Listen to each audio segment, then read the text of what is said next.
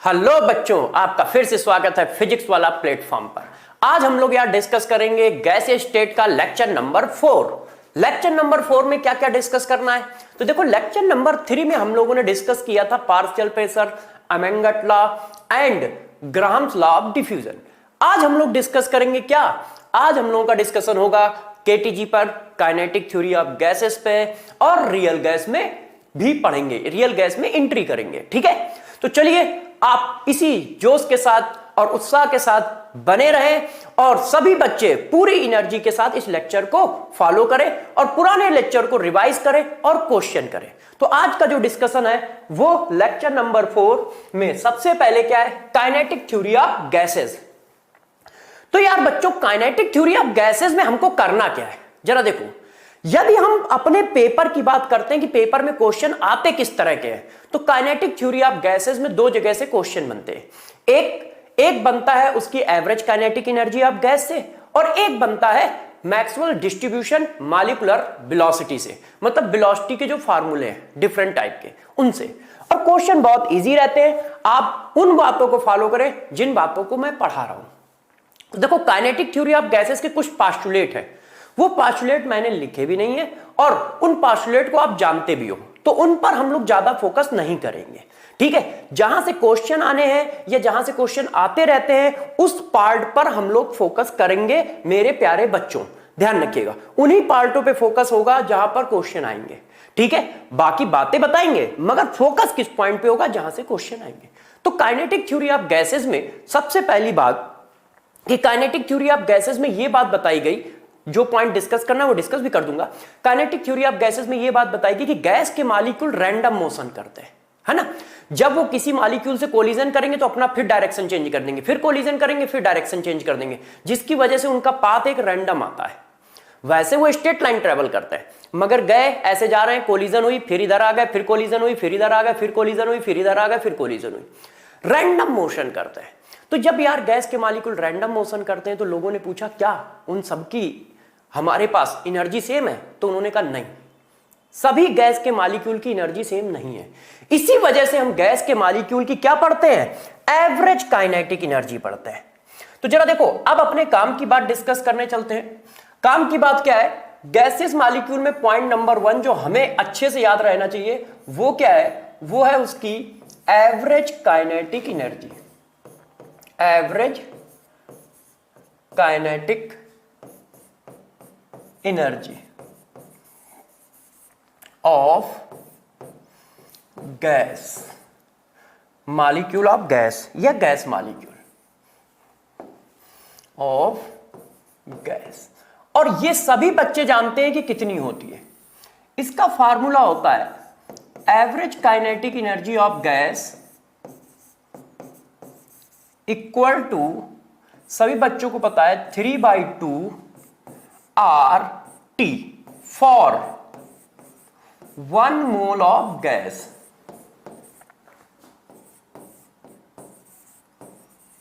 एक mole gas के लिए, मतलब N की वैल्यू कितनी है मेरे दोस्त, 1 है।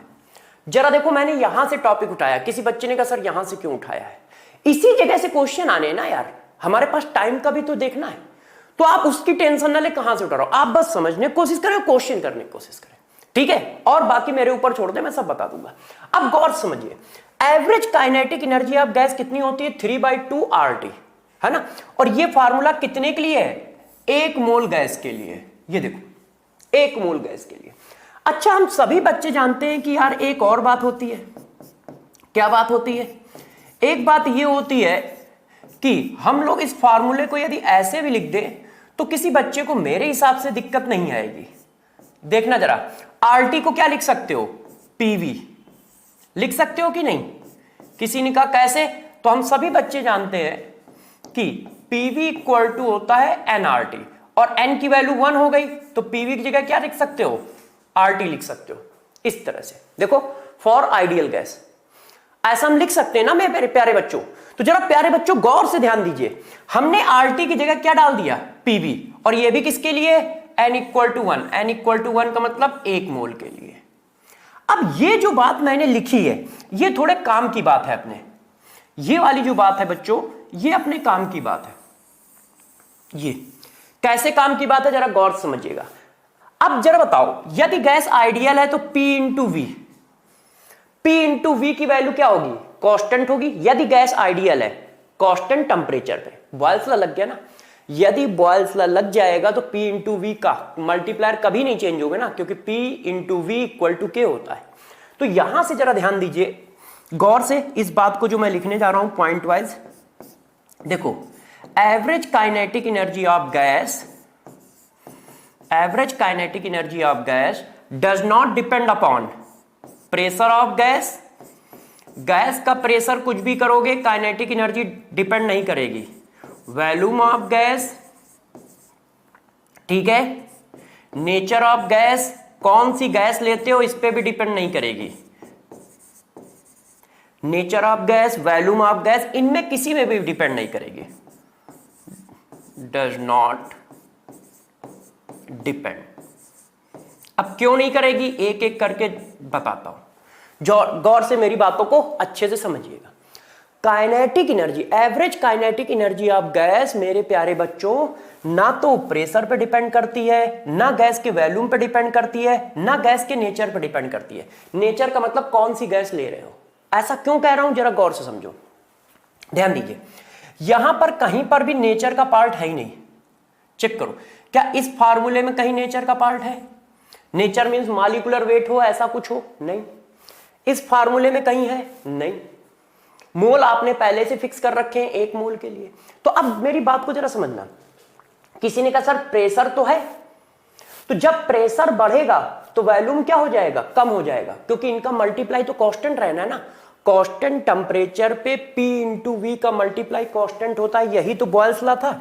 इस बात को तो हम लोगों ने बच्चों पीछे पढ़ा था, ध्यान है आप सभी को, कि P into V equal to K होता है। तभी तो हम लिखते हैं P1 B1 equal to P2 V2। इसका मतलब क्या हुआ, इसका मतलब हुआ कि प्रेशर यहां से यहां चेंज हुआ, वॉल्यूम यहां से यहां चेंज हुआ, मगर इनके मल्टीप्लायर आपस में बराबर है। मतलब P इंटू वी की वैल्यू कभी चेंज नहीं हो रही है। यही तो डिस्कस हो रहा है ना, कि P इंटू वी की वैल्यू क्या है, कभी चेंज नहीं हो रही है।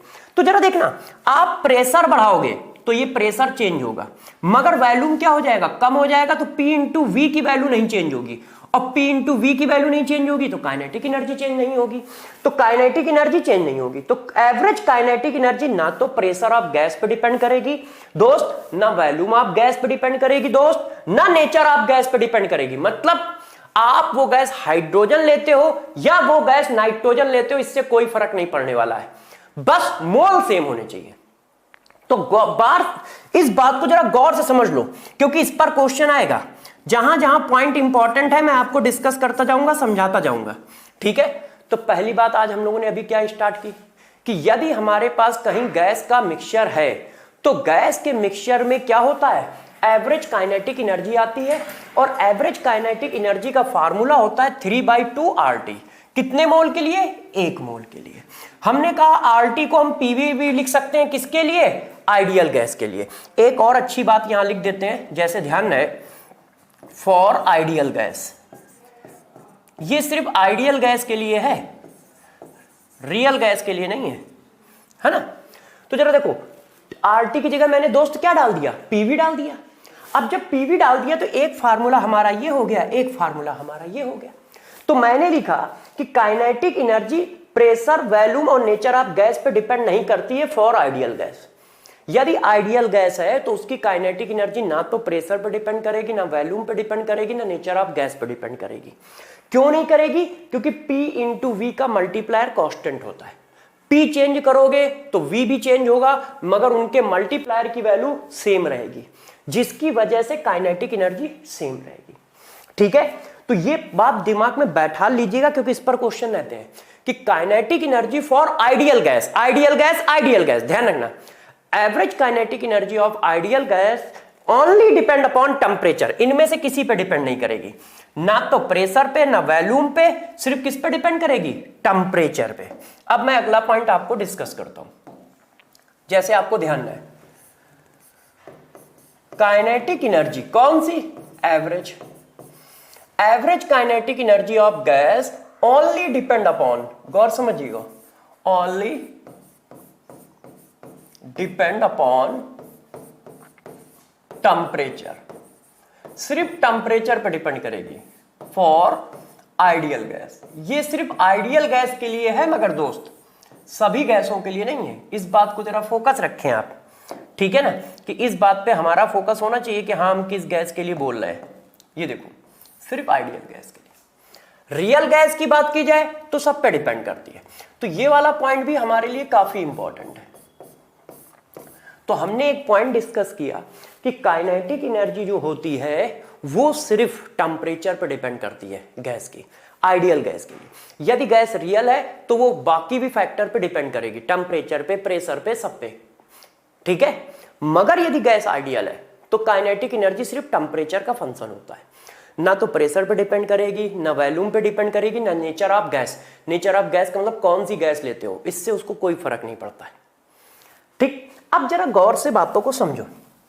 हम लोगों ने दोस्तों 1 मोल के लिए फार्मूला प्रूफ किया था। देखो 1 मोल, 1 मोल। किसी ने कहा यदि n मोल ले लिए जाए तो जरा देखो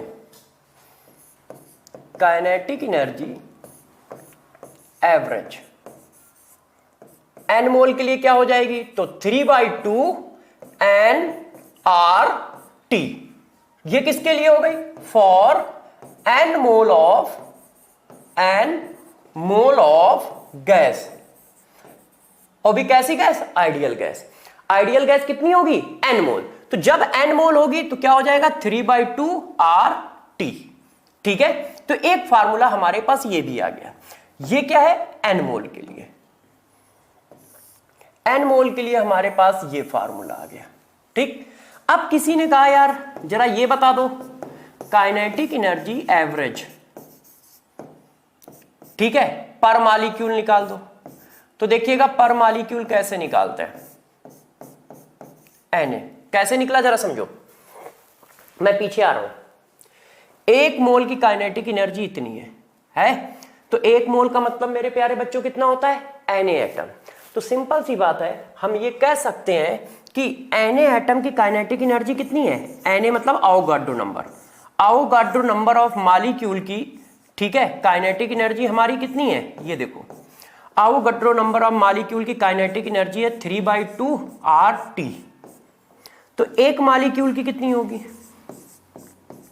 तो जब आप एक मॉलिक्यूल की निकालोगे तो ये नीचे चला जाएगा, 3/2 R/Na इंटू T, ऐसे।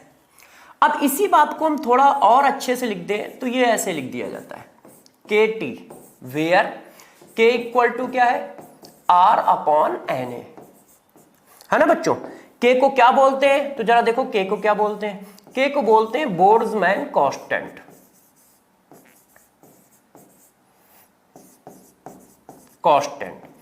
और इसकी वैल्यू क्या आएगी, यदि कभी वैल्यू पूछ ली जाए तो देखो जब एनर्जी की बात चल रही हो, जब प्यारे बच्चों एनर्जी की बात चल रही हो तो R की वैल्यू क्या डालते हैं, जूल में डालते हैं या कैलोरी में डालते हैं, है ना।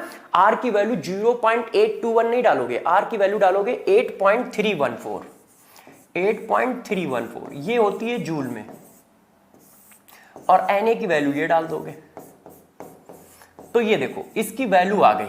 यदि मान लो बोल्ट्जमैन कांस्टेंट की कहीं वैल्यू पूछी जाए तो, ठीक है। तो जरा गौर से समझिएगा, इसकी मैंने पूरी यूनिट नहीं लिखी है क्योंकि जो हमें काम की थी वो लिख ली, केल्विन इनवर्स, मोल इनवर्स, ये देखो। तो जरा देखिए अब हमको ये भी बात याद रखनी है कि यदि वो एक मॉलिक्यूल की काइनेटिक एनर्जी कहता है तो ये आएगा। तो अब जरा देखिए इसमें कितनी बातें आई जो हमें समराइज फॉर्म में अपने दिमाग में रखनी चाहिए। पहला कि गैस की काइनेटिक एनर्जी एब्सोल्यूट नहीं होती है, एवरेज होती है। उस एवरेज काइनेटिक एनर्जी की जो वैल्यू होती है वो 3/2 RT होती है 1 मोल के लिए। यदि एक मॉलिक्यूल की बात करोगे for 1 mole 3/2 RT, and 1 molecule की बात करते हैं तो Na से डिवाइड कर दिया तो 3/2 KT।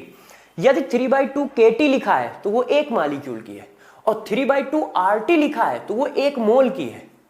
बात समझ आए, कभी कभी बच्चे डिफरेंशिएट नहीं कर पाते। 3/2 KT लिखा है तो वो एक मॉलिक्यूल की है, और 3/2 RT लिखा है तो वो 1 मोल की है, और 3/2 nRT लिखा है तो वो n मोल की है। 3 बातें आई क्या, 1 मोल की काइनेटिक एनर्जी 3/2 RT, एक मॉलिक्यूल की काइनेटिक एनर्जी 3/2 kT, n मोल की काइनेटिक एनर्जी 3/2 nRT। ठीक, पहला पॉइंट ये। दूसरा पॉइंट, काइनेटिक एनर्जी किसका फंक्शन है? सिर्फ टेंपरेचर का। मतलब काइनेटिक एनर्जी सिर्फ टेंपरेचर पर डिपेंड करेगी। किसके लिए? आइडियल गैस के लिए। किसके लिए? आइडियल गैस के लिए। आइडियल गैस की काइनेटिक एनर्जी सिर्फ टेंपरेचर पर डिपेंड करेगी और किसी पे डिपेंड नहीं करेगी। किसी ने कहा प्रेशर बढ़ाएंगे तो क्या काइनेटिक एनर्जी बढ़ेगी? हम मना कर देंगे, नहीं भैया नहीं बढ़ेगी। किसी ने कहा वाई, तो हम ये वाला फार्मूला दिखा देंगे ऐसे। तो किसी ने कहा क्या प्रेशर के साथ साथ वॉल्यूम को चेंज किया जाए तो काइनेटिक एनर्जी चेंज होगी? हम कहेंगे नहीं। उन्होंने कहा जो 1 मोल नाइट्रोजन की काइनेटिक एनर्जी है, क्या वही 1 मोल हाइड्रोजन की काइनेटिक एनर्जी होगी? तो हम कहेंगे यस, यदि टेंपरेचर सेम है तो। ठीक है, हम कहेंगे यस, क्योंकि टेंपरेचर सेम है तो। क्यों? क्योंकि नेचर ऑफ गैस पे डिपेंड नहीं करता है। नेचर ऑफ गैस पे डिपेंड नहीं करता है। इसके रिलेटेड बातें तो समझ गए, काइनेटिक एनर्जी से रिलेटेड। ठीक है, इतनी बात ठीक है ना? काइनेटिक एनर्जी से रिलेटेड बातें हमें आ गई। अब काइनेटिक एनर्जी से रिलेटेड क्वेश्चन भी कर लेते हैं। जैसे आपको एक आइडिया हो जाए कि काइनेटिक एनर्जी से रिलेटेड क्वेश्चन कैसे आएंगे और हमें कैसे करने चाहिए। तो देखो जरा, काइनेटिक एनर्जी से रिलेटेड क्वेश्चन भी कर लेते हैं। जरा इस क्वेश्चन को पढ़िए आप लोग, ध्यान दीजिए। क्वेश्चन क्या लिखा है? देखो बच्चों, if A gas expand at constant temperature it indicate that, एक गैस है जो एक्सपेंड हो रही है, ये देखो, और टेंपरेचर कैसा है? Constant. Kinetic energy of a gas molecule decrease. कह रहा है कि काइनेटिक एनर्जी गैस मॉलिक्यूल की डिक्रीज हो जाएगी। तो आप जानते हो काइनेटिक एनर्जी किस पे डिपेंड करती है? सिर्फ टेंपरेचर पे। और क्या टेंपरेचर चेंज हो रहा है? नहीं। तो कैसे डिक्रीज हो जाएगी? Pressure of gas increase.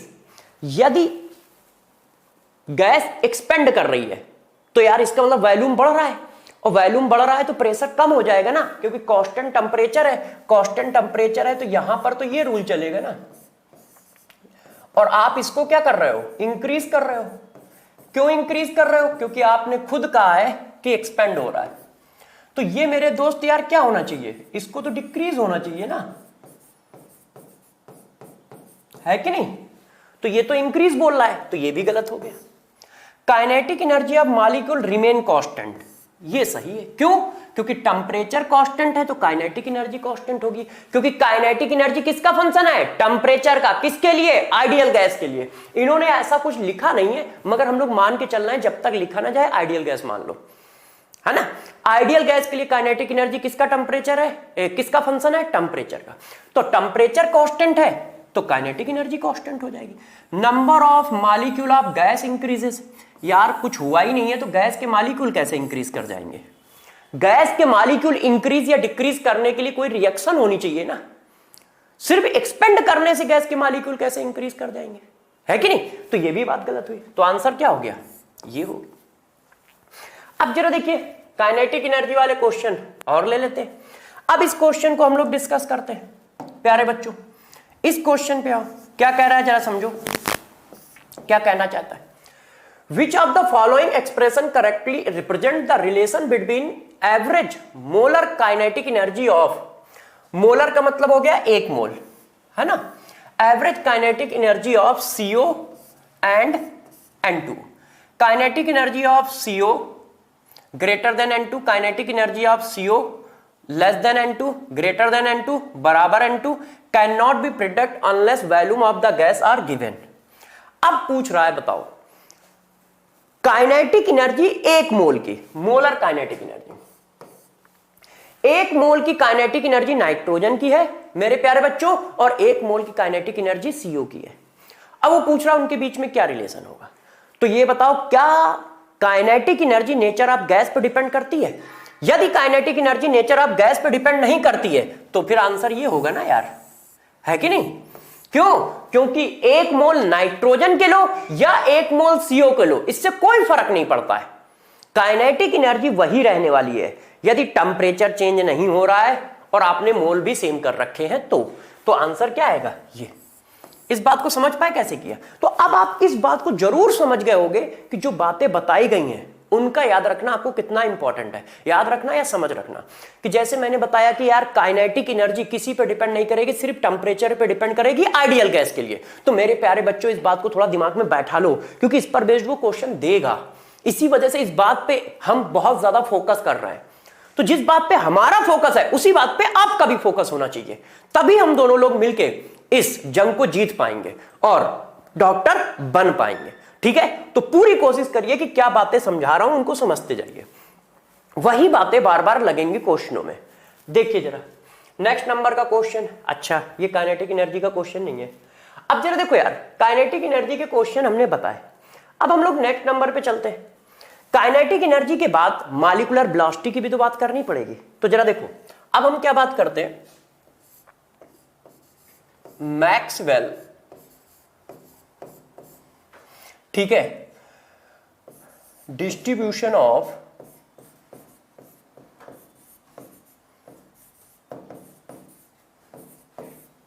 Molecular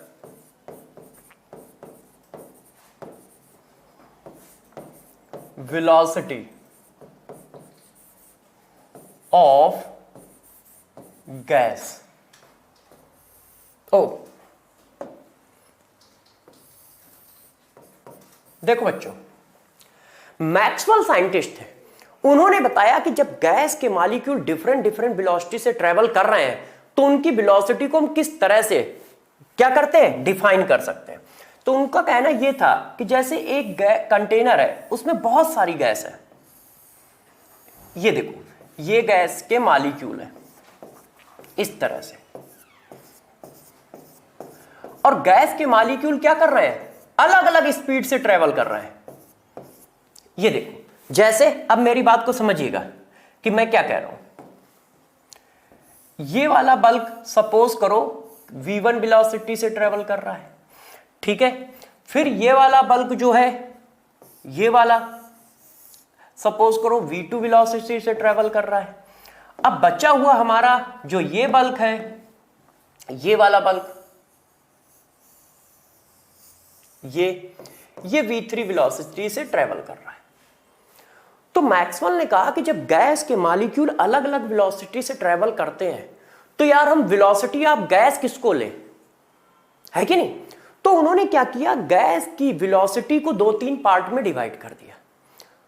और वो कौन कौन से पार्ट थे तो जरा समझो, हमारे जो काम की चीज है हम लोग उस पर फोकस रखेंगे, उसी को समझेंगे, ठीक है। तो आप गौर से इस बात को समझिएगा कि हमारा फोकस किस पे है।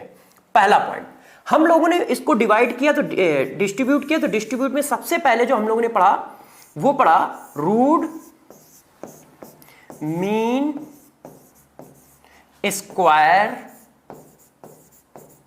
Velocity, root mean square velocity. एक हमने ये पढ़ी, इसी को कहा जाता है VRMS। एक हम लोगों ने पढ़ी average velocity, average velocity, V average नाम देते हैं। एक हम लोगों ने पढ़ी मोस्ट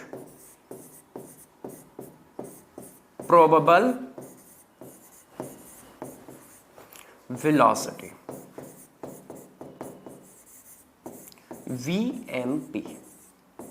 तो मैक्सवेल ने क्या किया, वेलोसिटी को 3 कैटेगरी में डिवाइड कर दिया, root mean square velocity, average velocity और मोस्ट प्रोबेबल वेलोसिटी। तीनों क्या होती हैं एक एक करके मैं समझा देता हूं। होता क्या है, यदि हम तीनों वेलोसिटी की बात करें तो सबसे पहले बात करते हैं एवरेज वेलोसिटी की।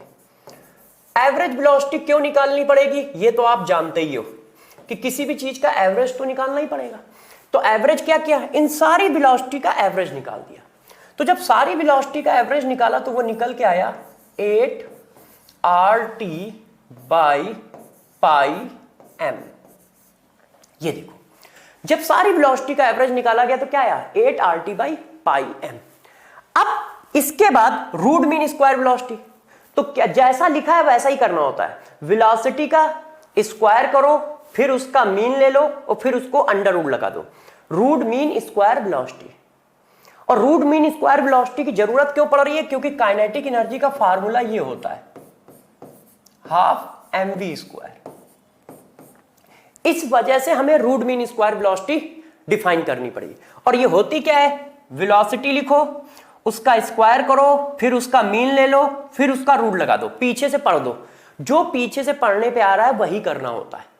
क्या, रूट मीन स्क्वायर वेलोसिटी, तो पीछे से पढ़ो, वेलोसिटी ली, उसका स्क्वायर किया, फिर उसका मीन निकाला और फिर अंडर रूट लगा दिया। इसी को कहते हैं रूट मीन स्क्वायर वेलोसिटी। तो root mean square velocity mathematically क्या है, वेलोसिटी के स्क्वायर का एवरेज है और फिर अंडर रूट है। रूट मीन स्क्वायर वेलोसिटी क्या है, वेलोसिटी के स्क्वायर का एवरेज है और फिर उसका अंडर रूट है। और उसका फार्मूला जो आता है वो ये आता है। ये हमारे ज्यादा काम का है तो इसलिए जरा ध्यान रखिएगा। इनमें फार्मूला बेस्ड क्वेश्चन आते हैं तो सारे फार्मूला याद होने चाहिए बस, और कुछ नहीं। ये देखो ऐसे, ठीक, बात समझ गए। तो एवरेज वेलोसिटी क्या है मेरे प्यारे बच्चों, सभी गैस के मॉलिक्यूल की वेलोसिटी का average. Root mean square velocity क्या है, root mean square velocity velocity के स्क्वायर का मीन निकाल के अंडर रूट लेना है। वेलोसिटी के स्क्वायर का एवरेज निकाल के अंडर रूट लेना है। वेलोसिटी के स्क्वायर का, देखो वेलोसिटी के स्क्वायर का मीन निकाला, अंडर रूट ले लिया, ये कहा गया है। अब मोस्ट प्रोबेबल वेलोसिटी क्या होती है, मैक्सिमम मॉलिक्यूल ऑफ गैस, ठीक है, ट्रेवल। देखो जिस वेलोसिटी को maximum molecule of gas follow करते हैं उसी को कहा जाता है मोस्ट प्रोबेबल वेलोसिटी। जैसे इसमें देख लो तो मैक्सिमम मॉलिक्यूल किसको फॉलो कर रहे हैं, इसमें 1 2 3 4 5 मॉलिक्यूल v1 वेलोसिटी को फॉलो कर रहे हैं। 1 2 3 4 5 6 मॉलिक्यूल v2 वेलोसिटी को फॉलो कर रहे हैं। 1 2 3 4 5 6 7 8 9 10 मैक्सिमम मॉलिक्यूल किसको फॉलो कर रहे हैं, v3 को। तो v3 हमारी क्या हो जाएगी, मोस्ट प्रोबेबल वेलोसिटी हो जाएगी।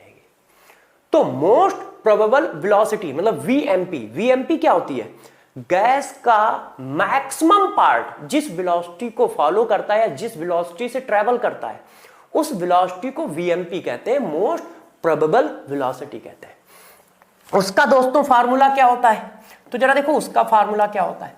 उसका फार्मूला हमारा होता है VMP equal to under root 2RT/m। अब जरा मेरी बातों को गौर से समझिएगा, ठीक है। आप इस बात को ध्यान रखना कि जो पढ़ाया जा रहा है वही पढ़ना है। इसी जगह से सिर्फ क्वेश्चन आते हैं आज तक इतने सालों में, तो इसी जगह को आपको अच्छे से फॉलो करना है। क्या क्या है मैं एक्सप्लेन कर देता हूं, जरा समझिएगा। मैक्सवेल ने गैस की वेलोसिटी को 3 पार्ट में डिवाइड किया। पहला कौन सा पार्ट, पहला तो क्या किया उन्होंने, जितनी भी वेलोसिटी थी उन सबका एवरेज ले लिया, इसी को कहते हैं एवरेज वेलोसिटी। फिर उन्होंने क्या किया, उनकी वेलोसिटी के स्क्वायर का एवरेज लेके अंडर रूट लगा दिया। तो किसी ने पूछा वेलोसिटी के स्क्वायर का एवरेज लेके अंडर रूट लगाने की क्या जरूरत थी, तो वो काइनेटिक एनर्जी की वजह से आ रहा था, ठीक है, क्योंकि वहां पर स्क्वायर चलता है।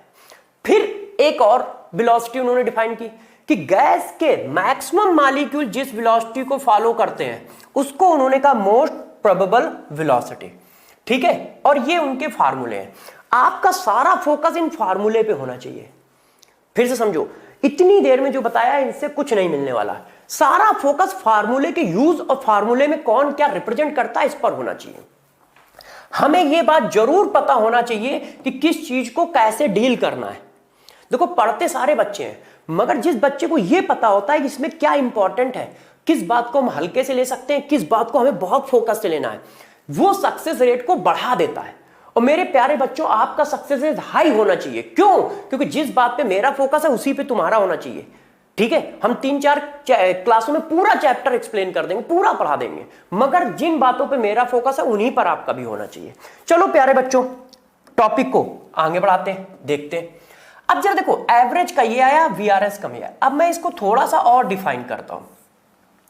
ये बताओ लिखा क्या है, 3RT/m। RT की जगह यदि हम क्या डाल दें, PV डाल दें, तो किसी बच्चे को बुरा थोड़ी लगेगा, PV इक्वल टू NRT से। तो एक फार्मूला और हो गया, ये देखो, है कि नहीं बच्चों। 3RT/m की जगह हम लिख सकते हैं 3PV/m। किसी बच्चे ने कहा सर आप ऐसा लिख सकते हो, तो हम तो ऐसा भी लिख सकते हैं। तो मैंने कहा यार आप हो तो आप तो लिख ही सकते हो। ये देखो ये क्या हुआ है, बताता हूं, समझाता हूं, जरा समझिएगा। इस जगह पे हमने यार, हम सभी बच्चे जानते हैं कि D इक्वल टू m/v होता है। यदि ये मॉलिक्यूलर वेट है तो ये मॉलिक्यूलर डेंसिटी हो जाएगी। भाई m क्या है? मॉलिक्यूलर वेट है ना, तो मॉलिक्यूलर वेट कितने मोल का वेट होता है? 1 मोल का वेट। तो ये मोलर डेंसिटी हो गई। मोलर डेंसिटी का मतलब 1 मोल की डेंसिटी। तो m/v की जगह हमने क्या डाल दिया है? मोलर डेंसिटी डाल दिया है। ऐसे कैसे डाला? ये v को नीचे ले आओगे तो m/v हो जाएगा, तो m/v की जगह क्या लिख दिया? d। d क्या है? मोलर डेंसिटी, इसीलिए सफिक्स में m लगा रखा है। m ये रिप्रेजेंट कर रहा है कि ये मोलर डेंसिटी है। और कैसे निकाला ये देखो, है ना। अब इसको रब भी कर देता हूं क्योंकि बीच में लिखा रहेगा तो दिक्कत देगा हम लोगों को। अब जरा देखो यार बात को, ऐसे लिख सकते हैं ना? किसी को दिक्कत? किसी भी बच्चे की दिक्कत नहीं। अब किसी बच्चे ने कहा सर आप ऐसे लिखोगे तो हम इसको ऐसे भी लिख देंगे। डरना नहीं, जरा देखना, ठीक है। 3RT लिखा है तो हम इसको क्या ऐसे लिख सकते हैं? 2KT divided by m। कैसे लिखा जरा समझिएगा। 3RT लिखा है, अभी आपको पढ़ाया kinetic energy equal to 3/2RT। Kinetic energy equal to 3/2RT। 2 को इधर ले गए तो 3RT की वैल्यू कितनी आई? 2K। उसको लिख दिया। आप चाहें तो पीछे वाले फार्मूले में देख सकते हैं। ये देखो, ये देखो, हम 3RT लिखना चाहते हैं तो 3RT लिखने के लिए 2 इधर आ जाएगा, तो 2 into kinetic energy equal to 3RT for 1 mole. और 1 मोल के लिए देखो ये फार्मूला आ गया। तो काइनेटिक एनर्जी और VRMS में रिलेशन भी आ गया है। काइनेटिक एनर्जी और VRMS में रिलेशन ये देखो है। तो यदि कहीं काइनेटिक एनर्जी दी है, एवरेज काइनेटिक एनर्जी, तो हम रूट मीन स्क्वायर वेलोसिटी भी निकाल पाएंगे इस फार्मूले से। और ऐसा हम हर फार्मूले में कर सकते हैं। मैंने VRMS में ये सब करके क्यों दिखाया? क्योंकि VRMS से क्वेश्चन आते हैं मेरे प्यारे बच्चों, तो VRMS पे मैंने ज्यादा फोकस किया है और VRMS के रिस्पेक्ट में सारी बातें बताई हैं। तो जरा गौर गौर से देखो हमने क्या किया। मैंने आपको बताया कि मैक्सवेल ने गैस की वेलोसिटी को 3 पार्ट में डिवाइड किया, ठीक है। क्यों? क्योंकि गैस के मॉलिक्यूल जो थे वो डिफरेंट वेलोसिटी से ट्रेवल करते थे। तो उन्होंने कहा कि यार जब गैस का मिक्सचर कुछ इस तरह के वेलोसिटी से ट्रेवल करता है तो उन्होंने एवरेज वेलोसिटी बताई, रूट मीन स्क्वायर वेलोसिटी बताई और मोस्ट प्रोबेबल वेलोसिटी बताई। इनके फार्मूले ये हैं। सबसे ज्यादा फोकस फार्मूले पे होना चाहिए। किसका किसका क्या क्या फार्मूला है? Average velocity √8RT/πm। फार्मूला रटा होना चाहिए, ध्यान रखिए, बिल्कुल रटा होना चाहिए। क्यों? इस पर जब भी क्वेश्चन आएगा तो बोनस टाइप का क्वेश्चन होगा। फार्मूला बेस्ड क्वेश्चन आता है, लगा दो बस हो जाता है। VRMS 3RT/m, 3PV/m, 3P/d या 2KT/m। VMP √2RT/m, √2RT/m। अब जरा देखो, किसी बच्चे ने मेरे से पूछा सर इनमें से सबसे बड़ी वेलोसिटी कौन है वैल्यू वाइज? तो हमने कहा यार हम निकाल देंगे। देखिए अब तीनों वेलोसिटी के वैल्यू निकाल देते हैं, ठीक है। एक क्वेश्चन आया, रेशियो निकालना है। तो देखो VRMS, V एवरेज, ठीक है ना, और एक कौन है? VMP। अब इनकी वैल्यू का रेशियो निकाल दो। तो जरा निकाल के बता सकते हो? तो देखो मैं निकाल रहा हूं, ध्यान दीजिए। इसका फार्मूला क्या होता है? 3RT/m। और मेरे दोस्त इसका फार्मूला क्या होता है? 8RT/πm। और मेरे प्यारे बच्चों इसका फार्मूला क्या होता है? 2RT/m। अब RT/m तो सब में कॉमन है, तो इसको तो हम हटा दें। देखो RT/m, RT/m, RT/m, तो ये रेशियो बनाओगे तो हट जाएगा। तो जब ये हट जाएगा तो क्या आ गया हमारे पास? तो हमारे पास आ गया √3 रेशियो 8 डिवाइडेड बाई 3.14। हमने पाई की वैल्यू डाल दी है √2। अब बताओ सबसे बड़ी वैल्यू कौन सी है? तो गौर समझना, ये √3 है और 3 से डिवाइड करते हैं तो 3 आने के लिए ऊपर 9 होना चाहिए। तो इसका मतलब √3 सबसे बड़ी वैल्यू है। तो इसका मतलब सबसे बड़ा वेलोसिटी ये है। फिर कौन सी है? V एवरेज है। फिर कौन सी है? VMP है। तो यदि कहीं पर वैल्यू का ऑर्डर पूछते हैं तो क्या होगा? ये सबसे ज्यादा बड़ी वेलोसिटी VRMS, फिर V एवरेज, फिर VMP। कैसे? ये देखो, ये √3 लिखा है और ये √2 और 3 के बीच की वैल्यू है। क्यों? 3 से 6 को डिवाइड करो तो 2 आता है और 3 से मतलब 9 को 3 से डिवाइड करो तो 3 आता है। ये 9 भी नहीं है और 6 भी नहीं है, इसका मतलब 2 से बड़ी वैल्यू आएगी, 3 से छोटी वैल्यू आएगी। तो ये √3 है, ये 3 और 2 के बीच की वैल्यू है, और ये √2 है, तो ऐसा ही तो ऑर्डर आएगा, है कि नहीं मेरे प्यारे बच्चों?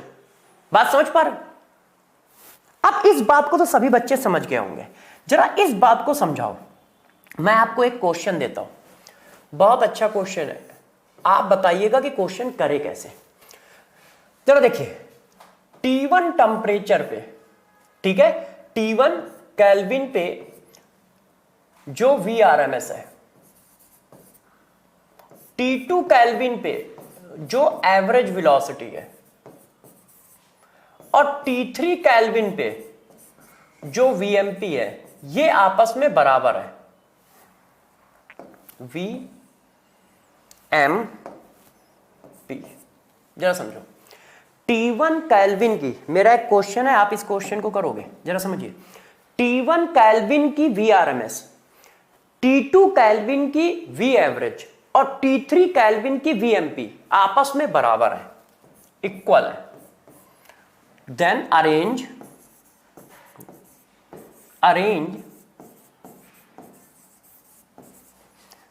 T1, T2 and T3 in increasing order, in increasing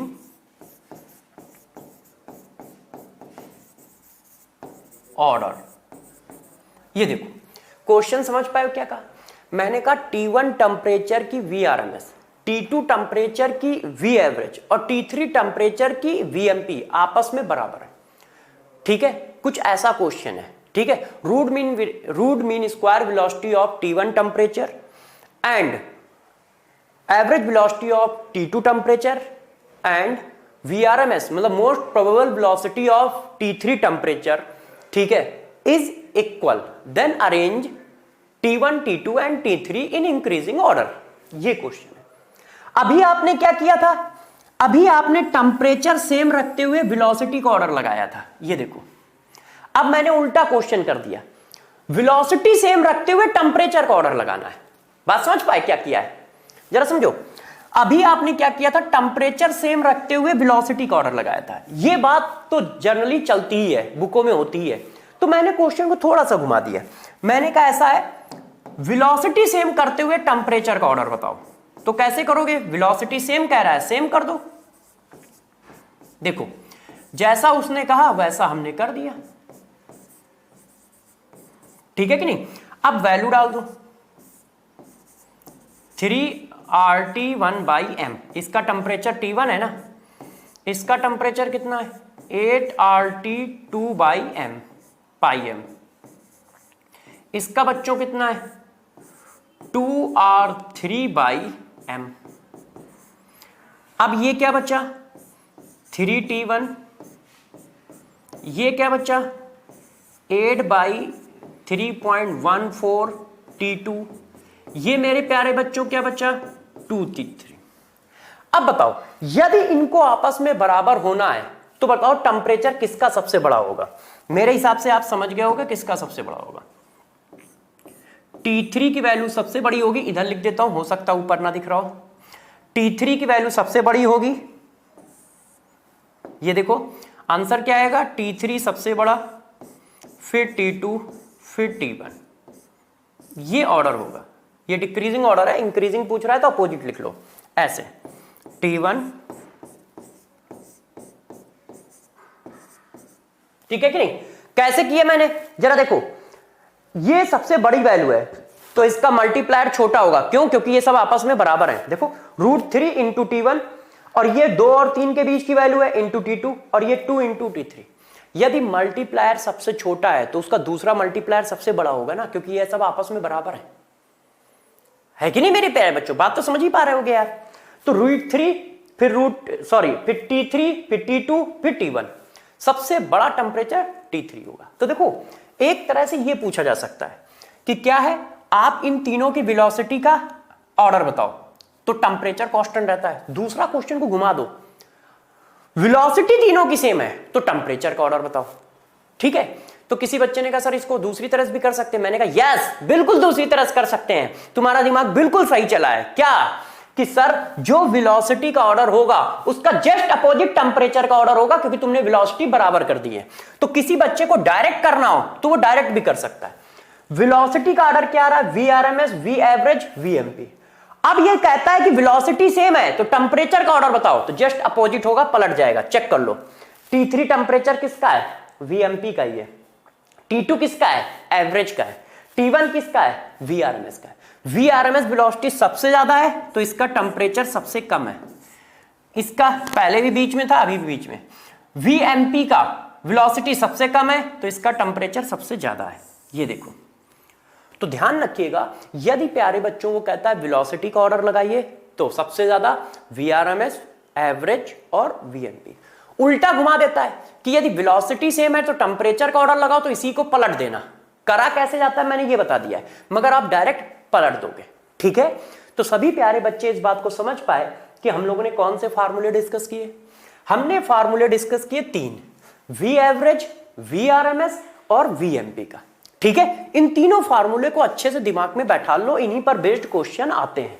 अब देखिए हम लोग क्वेश्चन पे चलते हैं। गौर से मेरी बातों को समझिएगा और अच्छे से फॉलो करिएगा, ठीक है ना। देखो यार, एक बात तो आप समझ ही लो कि बिना मेहनत के कुछ नहीं मिलता है। खाना खाने के लिए भी हाथ ऊपर नीचे करना पड़ता है मेरे प्यारे बच्चों, है। यदि आप चाहो कि ऐसा भी ना करें तो पॉसिबल नहीं है ना। उसी तरह से यदि हमें सिलेक्शन चाहिए तो यार थोड़ा बहुत तो मेहनत करनी ही पड़ेगी। जो लेक्चर सर पढ़ा रहे हैं, मतलब मैं पढ़ा रहा हूं, उन सबको आप अच्छे से रिवाइज करिए और फार्मूले को याद रखिए, और जहां पर मेरा फोकस हो वहीं पर आप अपना फोकस भी रखिए और खूब चीजों को रिवाइज करिए। जितना ज्यादा रिवीजन करेंगे उतना अच्छा रिस्पॉन्स करोगे।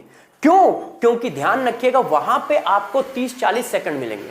तो 30-40 सेकंड में किसी चीज को करने के लिए आपके पास दिमाग में सारी चीजें स्टोर होनी चाहिए, तभी आपका रिफ्लेक्शन बहुत हाई होगा।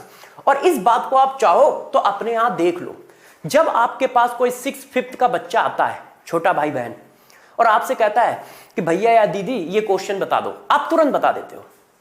क्या 5th क्लास में, 6th क्लास में तुम इतने तेज थे? नहीं, मगर अब कैसे कर देते हो।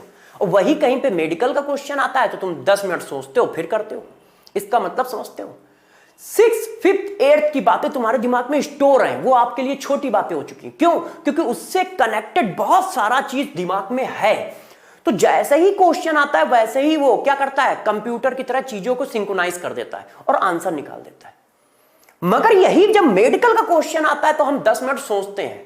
क्यों सोचते हैं? क्योंकि हमारे पास दिमाग में चीजें स्टोर कम है, डाटा कम है, और डाटा कम होने की वजह से वो कनेक्ट नहीं कर पाता, बीच में कहीं छोड़ देता है। सर्किट पूरा नहीं हुआ तो आंसर आए कैसे?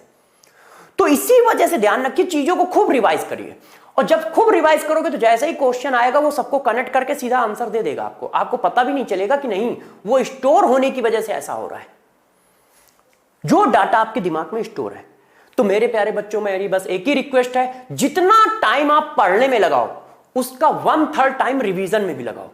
आप चीजों को रिवाइज जरूर करिए, बिना रिवीजन कुछ नहीं होगा। क्यों? यदि आप पढ़ते गए भूलते गए, पढ़ते गए भूलते गए, तो सिलेक्शन नहीं होगा। आपको चीजें आ जाएंगी मगर सेलेक्ट नहीं होगी। क्यों? क्योंकि वहां पर 30-40 सेकंड में क्वेश्चन को निपटाना है, 50 सेकंड में क्वेश्चन को निपटाना है। तो 40-50 सेकंड में क्वेश्चन को निपटाने के लिए दिमाग में चीजें बहुत अच्छे से स्टोर होनी चाहिए, और बहुत अच्छे से स्टोर होने का मतलब रिवीजन। ठीक है, तो सभी प्यारे बच्चों इसी एनर्जी के साथ बने रहें और रिवीजन करते रहें। मैं बार बार इसी बात को कह रहा हूं, रिवीजन खूब करिए और जल्दी से क्वेश्चन को स्टार्ट करते हैं। ठीक है, अब जरा ध्यान दो यार, ये क्वेश्चन क्या है। फार्मूले को रिवाइज करिए, क्वेश्चन रिवाइज करिए। देखिए क्वेश्चन क्या लिखा है, व्हाट फ्रैक्शन, ठीक है, the average velocity of gas molecule increases when the temperature is double. ये लो यार, इनका क्वेश्चन क्या है दोस्त, इनका क्वेश्चन इतना सा है कि यदि टेंपरेचर को डबल कर दिया जाए, ये देखो उनका कहना है कि यदि टेंपरेचर को डबल कर दिया जाए तो बताओ एवरेज काइनेटिक एनर्जी में क्या होगा। तो यार सिंपल सी बात है, एवरेज काइनेटिक एनर्जी का फार्मूला हम सबको तो पता है। एवरेज काइनेटिक एनर्जी बच्चों कितना होता है, 8/π RT/m। अब तुमने क्या किया, टेम्परेचर को डबल कर दिया ऐसे, आर टी, और टेम्परेचर कितना हो गया 2 टाइम्स। ये देखो, तो वो कह रहे हैं यदि हम टेम्परेचर को डबल कर दें तो एवरेज काइनेटिक एनर्जी में क्या आएगा, what fraction does the average kinetic energy of gas molecule increases when the temperature is double. Temperature को ये डबल कर दिया जाए तो काइनेटिक एनर्जी में कितना चेंज आएगा। तो देख लो यार, हमने टेम्परेचर डबल लिख दिया, ठीक है। तो जब टेम्परेचर डबल लिख दोगे तो ये न्यू आई, इसको मैं थोड़ा अलग से लिख देता हूं जैसे आप फ्रैक्शन में समझ पाए। तो पहले ये थी, अब नई क्या हुई, एवरेज काइनेटिक एनर्जी, ये आ गई न्यू। इसकी वैल्यू कितनी हो जाएगी 8 आर, और टी की जगह कितना रख दोगे 2t बाई पाई एम। अब यार इसको कोई बच्चा ऐसे लिख ले तो किसी बच्चे को बुरा थोड़ी लगेगा, 8 R T by pi M into √2। √2 को अलग कर ली। अब ये क्या है, पुरानी वाली, ये देखो यही वाली तो बन गई, तो हमने डाल दिया न्यू नई एवरेज बराबर पुरानी वाली एवरेज इंटू √2, है कि नहीं बच्चों।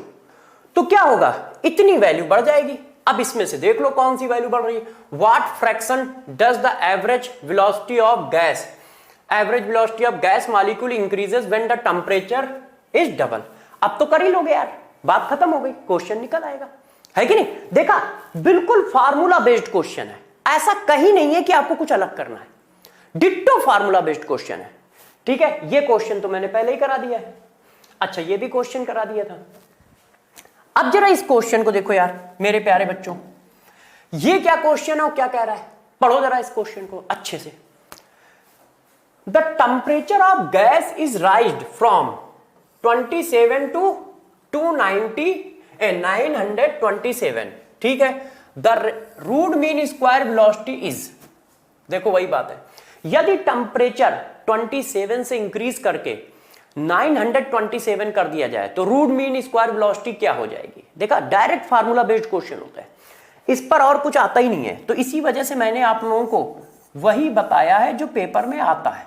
देखो, तो VRMS का फार्मूला क्या है, फार्मूला जरूर याद होना चाहिए प्यारे बच्चों, √3RT/m, पहले ये था।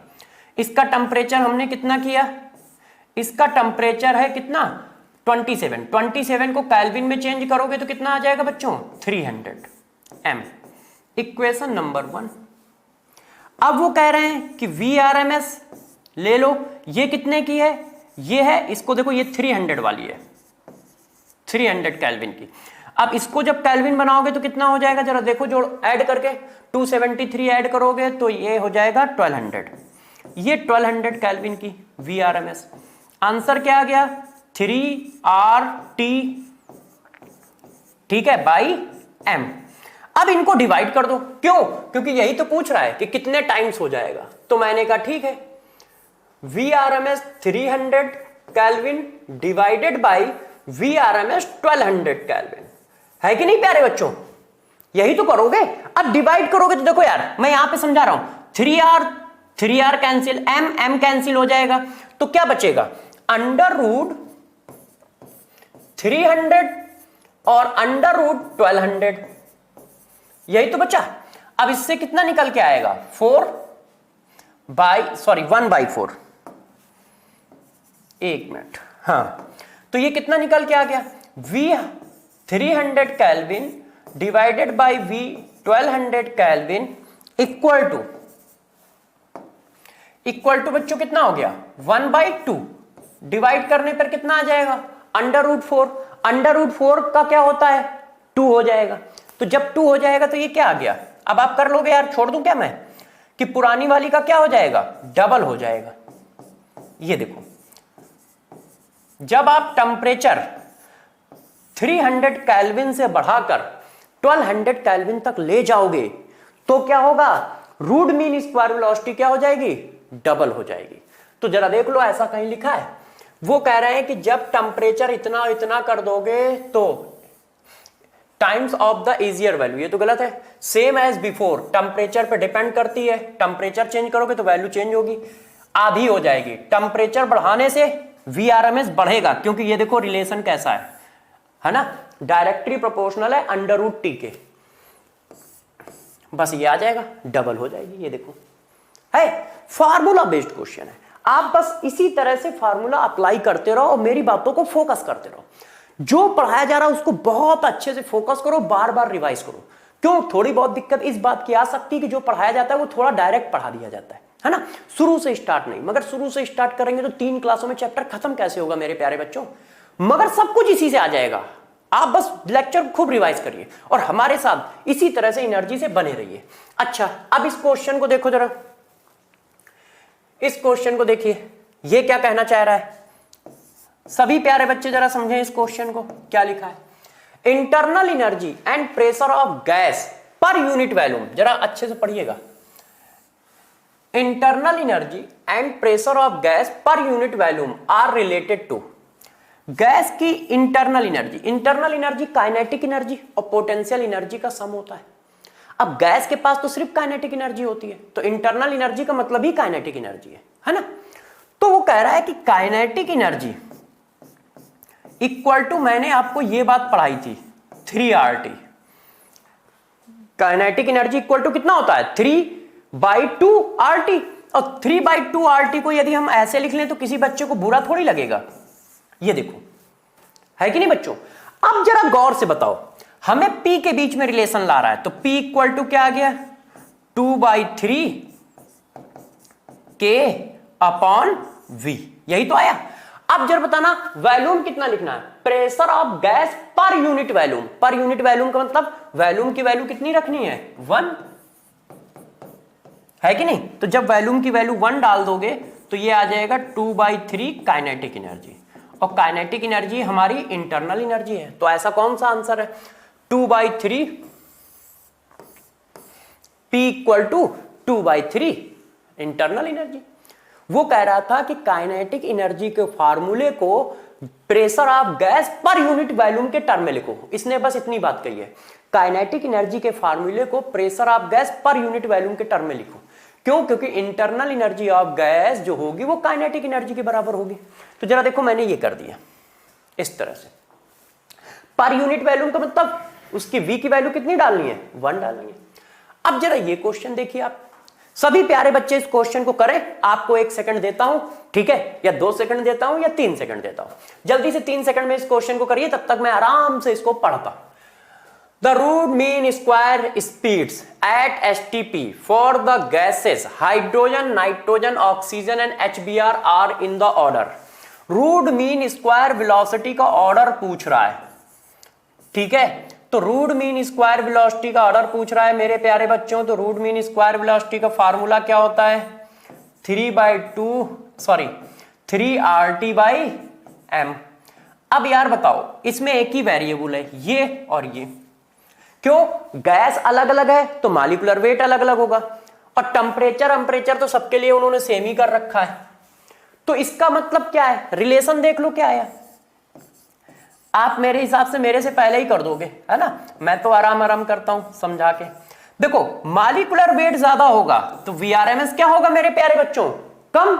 तो मॉलिक्यूलर वेट सबसे ज्यादा किसका होगा, तो निकाल लो यार। हाइड्रोजन का मॉलिक्यूलर वेट 2, नाइट्रोजन का मॉलिक्यूलर वेट 28, है कि नहीं। और कौन सी है, ऑक्सीजन, ऑक्सीजन का मॉलिक्यूलर वेट 32, HBr का मॉलिक्यूलर वेट, तो H का तो 1 होता है, ठीक है बच्चों। अब Br का कितना होता है, तो आई थिंक Br का 58 के आसपास होता है। तो यार ये 60 के आसपास आएगा या 59 के आसपास आएगा। तो सबसे ज्यादा मॉलिक्यूलर वेट किसका है, HBr का। HBr का मॉलिक्यूलर वेट ज्यादा है तो VRMS कम होगा, ठीक है। फिर मॉलिक्यूलर वेट ज्यादा किसका है, ऑक्सीजन का, तो ऑक्सीजन की VRMS। फिर मॉलिक्यूलर वेट नाइट्रोजन का, सबसे कम मॉलिक्यूलर वेट किसका है, हाइड्रोजन का, तो VRMS सबसे ज्यादा किसका होगा, हाइड्रोजन का होगा, ठीक है। ये हो गया। तो देखो आप इतनी देर में देख रहे हो कि सारे क्वेश्चन कैसे आ रहे हैं, और उसी चीज को हम लोग थ्योरीली अच्छे से पढ़ के आए, वही चीज हम लोगों ने खूब अच्छे से डिस्कस किया। ये क्या क्वेश्चन है? अच्छा, रियल गैस का है, रियल गैस तो अभी पढ़ानी बाकी है। Root mean square velocity of a gas molecule is proportional to, लो, root mean square velocity of a gas molecule किसके प्रोपोर्शनल होती है? तो यार ये बात तो आपको मैंने पहले ही पढ़ा दी है, अभी अभी हम लोगों ने यही बात लिखी थी, फार्मूला यही तो होता है। तो किसके प्रोपोर्शनल है? आप समझ लो, कर लोगे ना यार मेरे प्यारे बच्चों, ऐसा ही तो हुआ। अब इस बात को आप ऊपर ले जाओगे तो आपको पता है किसके प्रोपोर्शनल आ जाएगा, -12। देखो कहीं दिया ऐसा, ठीक है कि नहीं? सभी लोग इस बात को समझ पा रहे हैं? अब जरा देखो यार, अब हम लोग कहां पे आ गए, इस बात को समझते हैं। अब मेरे प्यारे बच्चों हम लोग आ गए हैं रियल गैस में। किस पे आ गए? Real gas. गौर से मेरी बातों को समझिएगा। देखो रियल गैस का क्वेश्चन आता है पेपरों में, और जब पेपर में क्वेश्चन आता है तो उसको अच्छे से समझना है हमें, ठीक है? अभी तक हम लोग ने केटीजी की बात की, काइनेटिक थ्योरी ऑफ गैसेस की बात की। काइनेटिक थ्योरी ऑफ गैसेस में एक बात पे फोकस रखना, या तो मॉलिक्यूलर वेलोसिटी पर क्वेश्चन आता है या काइनेटिक एनर्जी पर क्वेश्चन आता है। तो काइनेटिक एनर्जी को अच्छे से डिफाइन कर लो और मॉलिक्यूलर वेलोसिटी को अच्छे से डिफाइन कर लो, बस अपने आप क्वेश्चन हो जाएगा। फार्मूले अच्छे से याद कर लीजिएगा, काइनेटिक एनर्जी के भी, मॉलिक्यूलर थ्योरी के भी, मॉलिक्यूलर वेलोसिटी वाली थ्योरी के भी। अब हम लोग रियल गैस में एंट्री मार रहे हैं। रियल गैस में जब हम लोग एंट्री करेंगे तो रियल गैस वाले कॉन्सेप्ट को थोड़ा अच्छे से समझिएगा, क्योंकि रियल गैस में बच्चे काफी कंफ्यूज रहते हैं।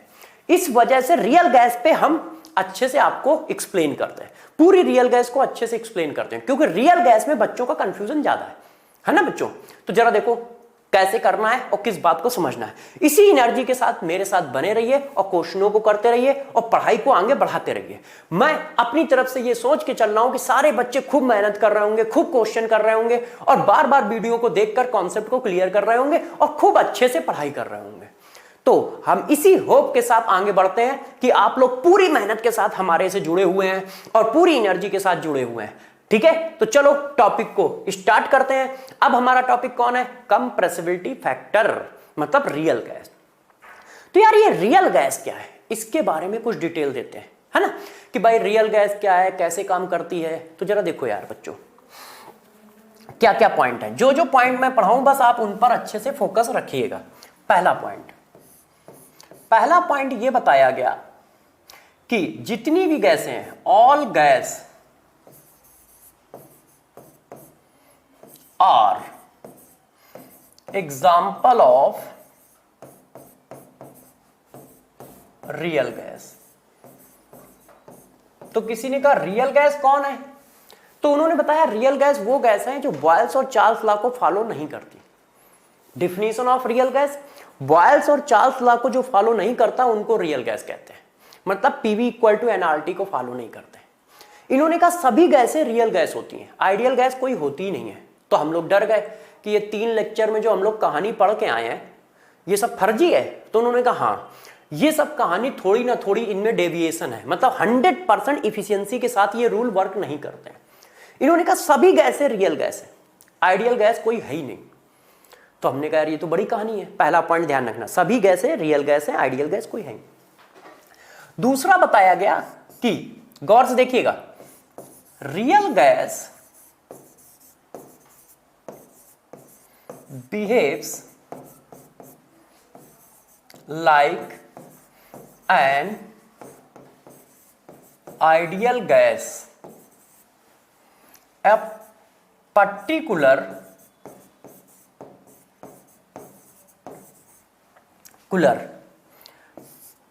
कंडीशन, मतलब ए पर्टिकुलर कंडीशन का मतलब ये देखो,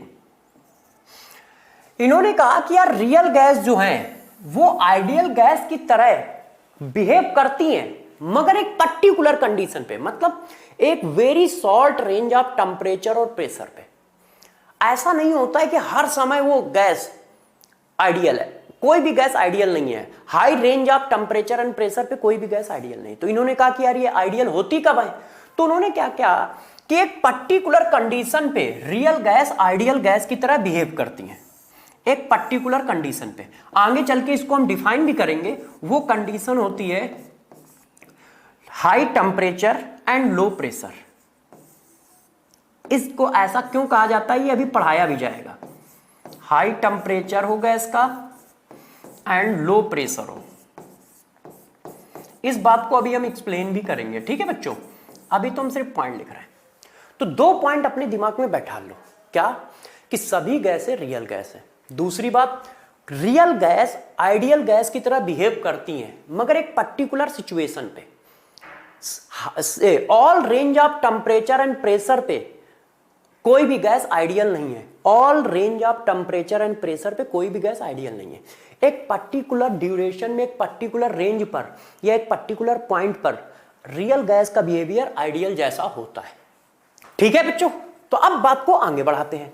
तो उन्होंने क्या क्या बातें बताई ये मैंने डिस्कस करके 2 पॉइंट डिस्कस किए। पहला पॉइंट मैंने बताया कि रियल गैस जो है, सभी गैसें रियल गैस है। दूसरा पॉइंट मैंने प्यारे बच्चों क्या बताया? दूसरा पॉइंट ये बताया कि कोई भी रियल गैस आइडियल गैस की तरह बिहेव कर सकती है ना, एक पर्टिकुलर सिचुएशन।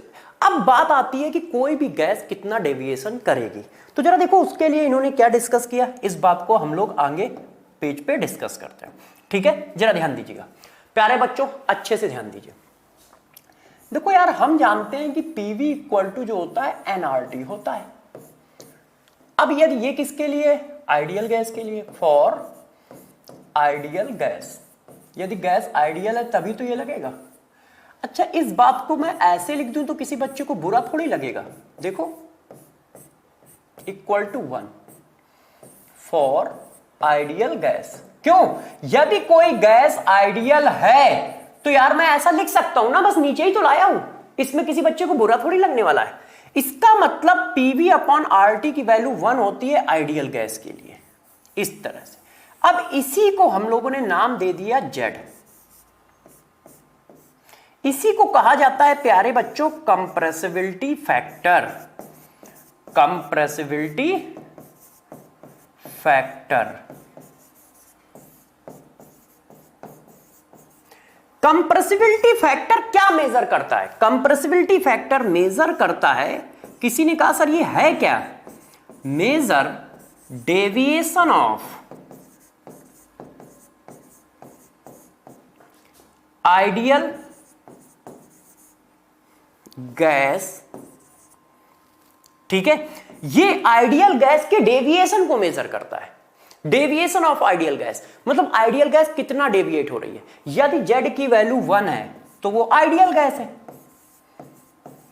और यदि जेड की वैल्यू 1 नहीं है तो वो आइडियल गैस नहीं है ना। जेड की वैल्यू 1 नहीं है तो वो गैस क्या है? आइडियल नहीं है। वो क्या होगी? वो होगी रियल गैस। अब सभी बच्चे मैथ्स के बैठे हैं, मतलब इतनी मैथ्स तो जानते ही हैं कि यदि जेड की वैल्यू 1 नहीं है तो क्या हो सकती है? लेस देन 1 या ग्रेटर देन 1। तो इसी वजह से इसके 2 केस आ जाते हैं कि जेड ग्रेटर देन 1 हो सकता है और जेड लेस देन 1 हो सकता है।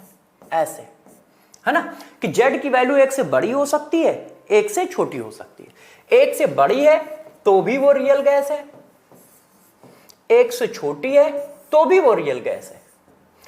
अब हमें यह समझना है कि 1 से बड़ी वैल्यू कब हो सकती है, 1 से छोटी वैल्यू कब हो सकती है। इस बात का डिस्कशन हमें अच्छे से करना है कि इस बात को किस तरह से हम फॉलो करें और किस तरह से अप्लाई करें। तो अब मेरी बातों को गौर से समझिएगा कि जेड की वैल्यू लेस देन 1 या ग्रेटर देन 1 कैसे हो सकती है और डेविएशन कितना ज्यादा है। देखो, यदि एक गैस है, गौर समझिए, गैस ए, इसके जेड की वैल्यू है 1.3। एक गैस मेरे प्यारे बच्चों बी है, इसके जेड की वैल्यू जो है वो है 1.7। अब बताओ ज्यादा आइडियल गैस में बिहेवियर, आइडियल गैस को डेविएशन किसका ज्यादा है? तो आइडियल गैस का डेविएशन ज्यादा किसका है? इसका ज्यादा है ना। ये आइडियल गैस के डेविएशन को ज्यादा फॉलो कर रही है। क्यों? यदि गैस आइडियल होगी तो बेटा जेड की वैल्यू कितनी होनी चाहिए थी? 1। अब जेड की वैल्यू 1 नहीं है तो ज्यादा डेविएट कौन हो रही है? बी हो रही, मोर डेविएट, मोर डेविएशन, है ना। तो ज्यादा डेविएशन किसके पास है? वी के पास है। तो जेड क्या होता है? जेड एक कंप्रेसिबिलिटी फैक्टर है, वो ये बात बताता है कि कोई भी गैस आइडियल गैस से कितना डेविएट हो रही है ना। यदि जेड की वैल्यू बहुत ज्यादा है, 1 से बहुत दूर है, तो ज्यादा डेविएशन है। अब चाहे नीचे दूर हो और चाहे ऊपर, मतलब 1.2 1.4 हो या 0.5 0.3 0.4 हो, 1 से दोनों तरफ की वैल्यू जितना ज्यादा डिफरेंस होगा उतना ज्यादा डेविएशन होगा। 1 से ऊपर की ओर या नीचे की ओर जितना ज्यादा डिफरेंस होगा, डेविएशन उतना ज्यादा होगा। ठीक है, अब बात आई कि ये होता कैसे है, इस बात को बताते हैं। तो क्या हुआ, मैंने क्या पढ़ाया, PV equal to N R T होता है, तो PV upon R T equal to 1। तो इसी पीवी अपॉन आर टी को हमने जेड कह दिया। जेड क्या है? Compressibility factor. क्या मेजर करता है? ये मेजर करता है डेविएशन को, कि आइडियल गैस में कितना डेविएशन हो रहा है। और इसका फार्मूला क्या हुआ, Z equal to PV upon N R T, ठीक है, या आर टी, 1 मोल। तो आइडियल गैस के लिए कितनी वैल्यू होती है? 1 होती है। और रियल गैस के लिए कितनी होती है? Does not equal to 1। और डज नॉट इक्वल टू 1 होने का मतलब 2 पॉसिबिलिटीज हुई, ग्रेटर देन 1, लेस देन 1। तो रियल गैस के लिए इसकी वैल्यू ग्रेटर देन 1 भी है और लेस देन 1 भी है। अब बात आती है कब गैस आइडियल है, कब गैस रियल है। इस बात को थोड़ा अच्छे से एग्जांपल से समझाता हूं। सभी प्यारे बच्चे इस बात को जरा गौर से समझिएगा, ठीक है। एक एग्जांपल उठाता हूं, मेरी बातों को आप अच्छे से समझिए, बहुत आराम से ध्यान दीजिएगा क्या कह रहा हूं, कैसे कह रहा हूं, ठीक है प्यारे बच्चों। देखो यार, एक ये कंटेनर है, इसमें गैस है इस तरह से, ऐसे। सिचुएशन नंबर 1, स्टेट 1 है ये क्या है? स्टेट 1। अब गौर से मेरी बात को समझो। हमने यहां पे कुछ डाटा लिखा है, P लिखा, V लिखा और P इंटू V लिखा, ठीक है। और यहां पे दिखा सिचुएशन मॉलिक्यूल की। अब गौर से देखिए, जब गैस आइडियल होती है तो गैस के मॉलिक्यूल इतने दूर दूर है। P की वैल्यू सपोज करो 10 है, V की वैल्यू 10 है, तो मल्टीप्लायर कितना आया? 100। यदि कोई गैस आइडियल है तो वो बॉयल्स लॉ को फॉलो करेगी, और बॉयल्स लॉ को फॉलो करेगी तो P इंटू V का मल्टीप्लायर क्या होना चाहिए? कांस्टेंट। तो अभी क्या था, गैस के मॉलिक्यूल दूर दूर थे, तो उनके बीच में कोई अट्रैक्शन एंड रिपल्सन फोर्स नहीं था। जब आइडियल गैस के बारे में बताया गया था तो यह बोला गया था कि मॉलिक्यूल के बीच में किसी भी तरह का इंटरेक्शन नहीं होता है ना। मॉलिक्यूल के बीच में किसी भी तरह का इंटरेक्शन नहीं होता है। अब होता क्या है, जब मॉलिक्यूल पास आते हैं तो पास आने पर क्या होता है, जरा देखो, इतना हुए। अब किसी ने पिस्टन को और नीचे कर दिया, ऐसे पिस्टन को और नीचे कर दिया इस तरह से। जब पिस्टन को और नीचे कर दोगे तो गैस के मॉलिक्यूल और पास आ जाएंगे। ये है हमारी स्टेट नंबर 2। ये स्टेट 1 का डाटा था। अब स्टेट 2 पे चलते हैं, गौर से मेरी बात समझिएगा। अब मॉलिक्यूल और पास आ गए ऐसे। अभी भी इनके बीच में अब प्रेशर बढ़ाया है ना आपने, क्यों? पिस्टन नीचे जाएगा तो प्रेशर बढ़ेगा। ये हो गया ऐसा, ये हो गया ऐसा। अभी भी देखो बॉयल्स लॉ फॉलो हो रहा है, आप चेक करो, है कि नहीं। P इंटू V का मल्टीप्लायर कांस्टेंट चल रहा है, पहले भी 100 था, अभी भी 100 है। आपने पिस्टन को नीचे किया तो प्रेशर बढ़ गया, वॉल्यूम कम हो गया। अभी भी इनके बीच में कोई इंटरेक्शन नहीं है। अब हम तीसरी स्टेट में चलते हैं। पिस्टन को किसी ने और नीचे कर दिया, ऐसे। गौर से मेरी बात समझते जाइए। जब और नीचे पिस्टन को कर दोगे तो गैस मॉलिक्यूल और पास आ जाएंगे, क्योंकि गैस मॉलिक्यूल तो उतना ही है। तो अब क्या हुआ, गैस मॉलिक्यूल के बीच में इंटरेक्शन आने लगा, ज्यादा पास आने की वजह से इस तरह का इंटरेक्शन डेवलप हो गया। ये देखो, एक इंटरेक्शन बन गया, और ये इंटरेक्शन कैसा है? अट्रैक्शन फोर्स है। किसी ने कहा सर अट्रैक्शन फोर्स कैसे आ गया? तो जरा देखो यार, गैस मॉलिक्यूल में अट्रैक्शन फोर्स आने के चांसेस होते हैं। क्यों? क्योंकि कभी कभी गैस पोलर होती है, तो पोलर होती है तो वैसे ही उसके ऊपर प्लस माइनस चार्ज होता है, तो इस तरह से इलेक्ट्रोस्टैटिक्स फोर्स का इंटरेक्शन आ जाएगा। और यदि गैस पोलर नहीं है तो न्यूक्लियस के ऊपर प्लस चार्ज और दूसरे के पास इलेक्ट्रॉन क्लाउड, है ना, तो उनपे क्या होता है? वंडरवाल फोर्सेस आ जाते हैं, ठीक है। तो जैसे ही गैस मॉलिक्यूल दूर थे, कोई इंटरेक्शन नहीं, गैस मॉलिक्यूल दूर थे, कोई इंटरेक्शन नहीं, एक लिमिट से जब ज्यादा पास आएंगे तो उनके बीच में इंटरेक्शन बनने लगेंगे। अब इंटरेक्शन बनने लगेंगे तो जरा देखो क्या हुआ। आपने क्या किया, पिस्टन को और नीचे लाए, स्टेट नंबर 3, तो प्रेशर और बढ़ गया। अब प्रेशर बढ़ के कितना हो गया, जरा गौर से समझिए, प्रेशर बढ़ के हो गया 40। अब इंट्रैक्शन आने से क्या होगा, इंट्रैक्शन आने की वजह से गैस के मॉलिक्यूल थोड़ा ज्यादा पास आ जाएंगे due to attraction force. Attraction force की वजह से गैस थोड़ी ज्यादा सिंक करेगी, जितना नॉर्मली श्रिंक करना चाहिए था उससे थोड़ी ज्यादा सिंक करेगी। और जब ऐसा होगा तो यार ये देखो, अब इसकी वैल्यू का मल्टीप्लाई लाओ। अब गौर से मेरी बात समझना, ये देखो पीवी की वैल्यू क्या हो गई, कम हो गई। अब बॉयल्स लॉ लगना बंद हो गया, मतलब अब गैस जो है रियल फॉर्म में चली जा रही है। देखो प्रेशर बढ़ता चला गया, मगर वॉल्यूम को कितना होना चाहिए था 2.5, मगर ये 2.5 से ज्यादा कम हो गया। ज्यादा कम क्यों हो गया, due to attraction force, due to attraction force. अब जब ऐसा आएगा, गौर से देखना, तो ऐसा आएगा तो जेड की वैल्यू बताओ, यहां पर जेड की वैल्यू कितनी थी 1, यहां पर जेड की वैल्यू कितनी थी 1, क्योंकि बॉयल्स लॉ फॉलो कर रहा था। यहां पर जेड की वैल्यू कितनी है, जेड इक्वल टू बच्चों होता है पीवी अपॉन आरटी। ये वैल्यू यदि कम हो जाएगी तो जेड की वैल्यू क्या हो जाएगी, कम। तो इसका मतलब अट्रैक्शन फोर्स आने पर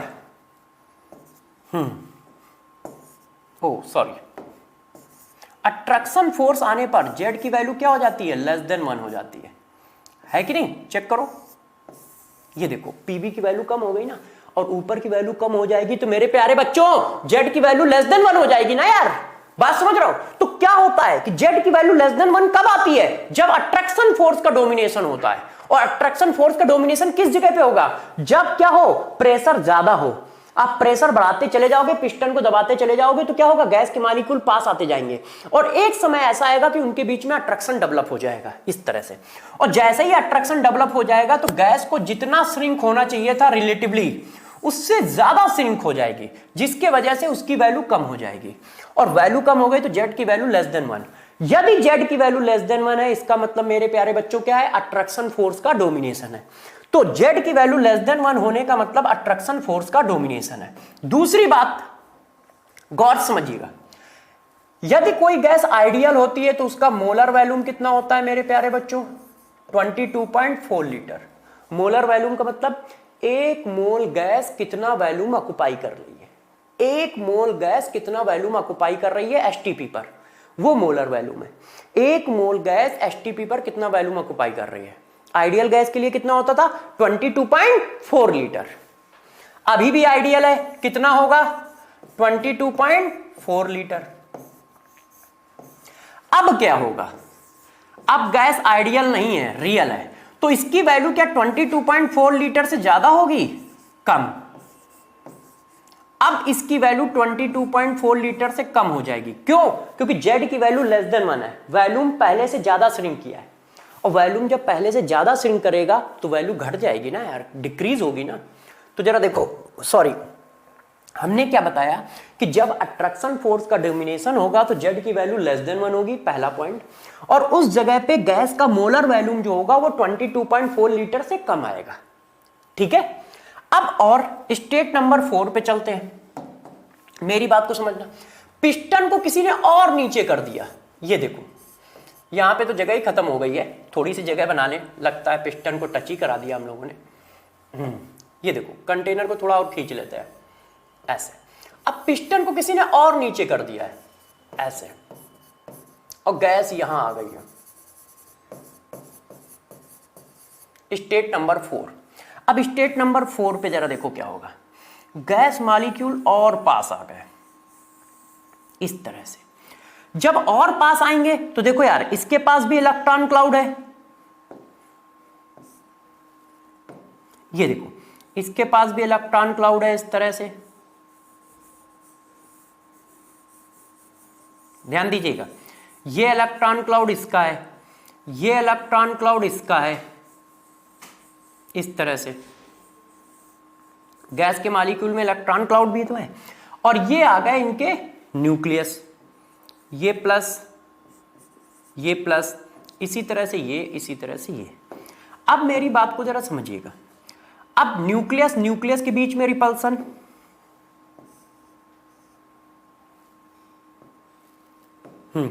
न्यूक्लियस न्यूक्लियस के बीच में रिपल्सन लगेगा, है ना, सेम चार्ज है ना, तो इनमें क्या आ जाएगा, रिपल्सन फोर्स आ जाएगा। ये देखो, और ये इलेक्ट्रॉन क्लाउड है, इलेक्ट्रॉन क्लाउड, इलेक्ट्रॉन क्लाउड में रिपल्सन लगेगा।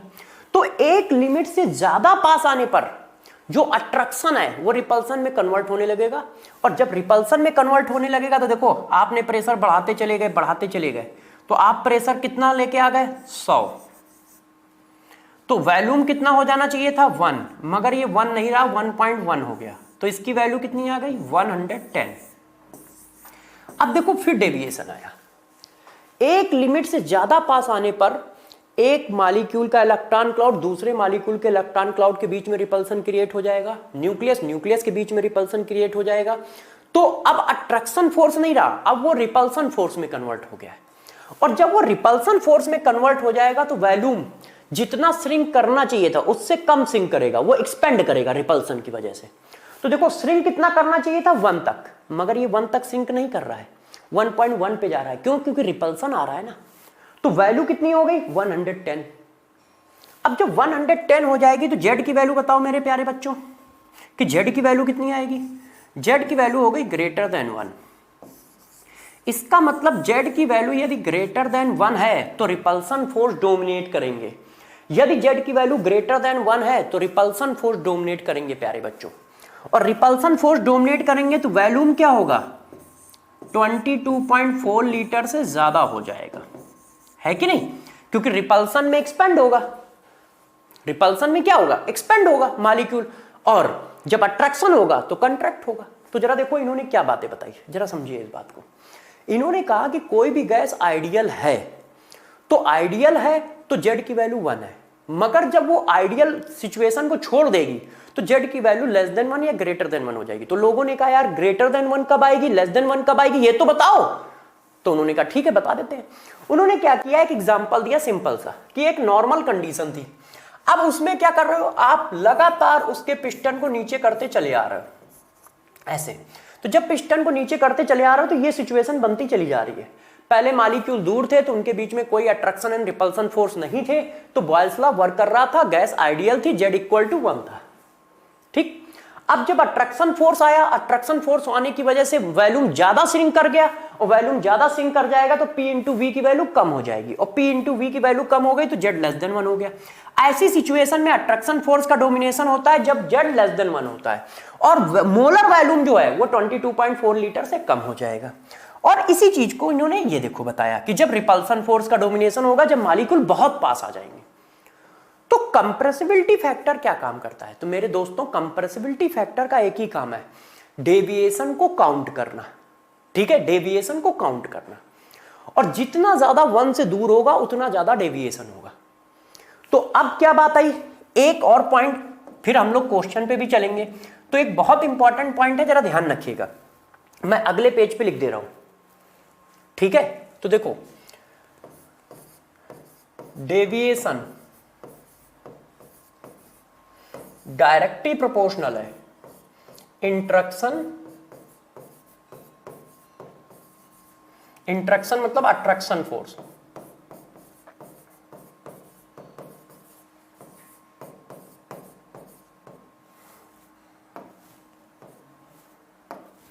अट्रैक्शन फोर्स, ठीक है, बिटवीन गैस मॉलिक्यूल। जितना ज्यादा अट्रैक्शन फोर्स गैस मॉलिक्यूल के बीच में आपको समझ में आता है उतना ही ज्यादा डेविएशन होगा। जितना ज्यादा अट्रैक्शन फोर्स मेरे प्यारे बच्चों गैस मॉलिक्यूल के बीच में समझ में आता है उतना ही ज्यादा डेविएशन होगा। तो ज्यादा अट्रैक्शन फोर्स हमें कैसे पता चलेगा? तो जरा देखो हमें कैसे पता चलेगा। ये एक डाइपोलर है, ये देखो सबसे ज्यादा अट्रैक्शन ये होता है।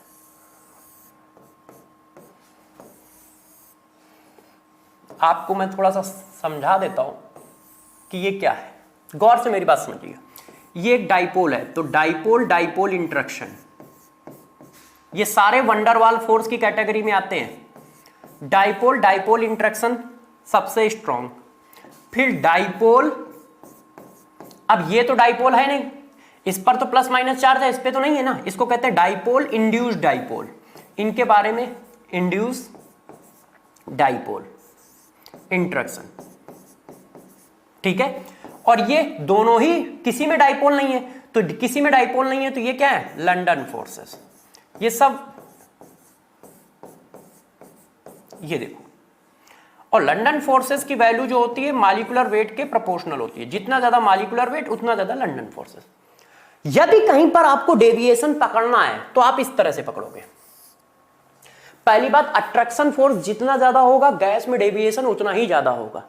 अट्रैक्शन फोर्स जितना ज्यादा होगा गैस में डेविएशन उतना ही ज्यादा होगा। तो किसी बच्चे ने कहा सर हम अट्रैक्शन फोर्स कैसे पकड़ेंगे कि किसमें ज्यादा है किसमें कम है, तो आप ये देखो, यदि मॉलिक्यूल जो है गैस का वो कैसा है, पोलर है, तो उसका अट्रैक्शन ज्यादा है।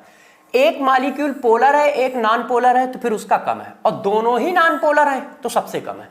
और वैसे एक ही गैस होगी तो ये वाली सिचुएशन मिलेगी या ये वाली सिचुएशन मिलेगी, ये वाली सिचुएशन मिलेगी नहीं, ठीक है। ये वाली तो तब मिलेगी ना जब मिक्सचर ऑफ गैस हो।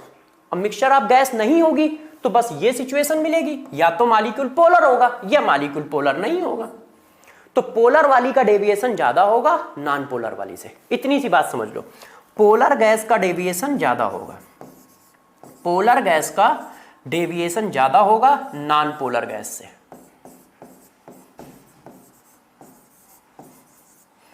ठीक है ना मेरे प्यारे बच्चों। तो देखो इतनी देर में क्या बातें बताई हैं, जरा इनको समझो, ठीक है। आज थ्योरी थोड़ी ज्यादा है, क्यों, क्योंकि अब थ्योरी देनी पड़ेगी क्वेश्चन को सॉल्व कराने के लिए। जहां जो चीज की जरूरत होगी वहां प्यारे बच्चों मैं वो दूंगा, आप टेंशन ना लो, ठीक है। आप सिर्फ मेहनत करो, पढ़ाई करो।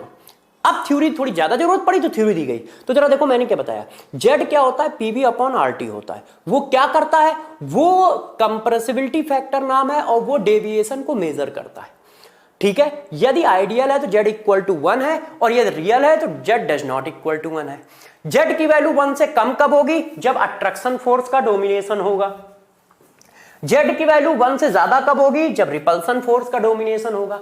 अट्रैक्शन हुआ है तो वैल्यूम कम हो जाता है, तो मोलर वैल्यूम 22.4 से कम होगा। रिपल्सन हुआ है तो वैल्यूम बढ़ जाता है, तो मोलर वैल्यूम रियल गैस का 22.4 से ज्यादा होगा, ठीक है। दूसरी बात आई कि हम अट्रैक्शन फोर्स को मेजर कैसे करेंगे, तो डेविएशन की वैल्यू ये है।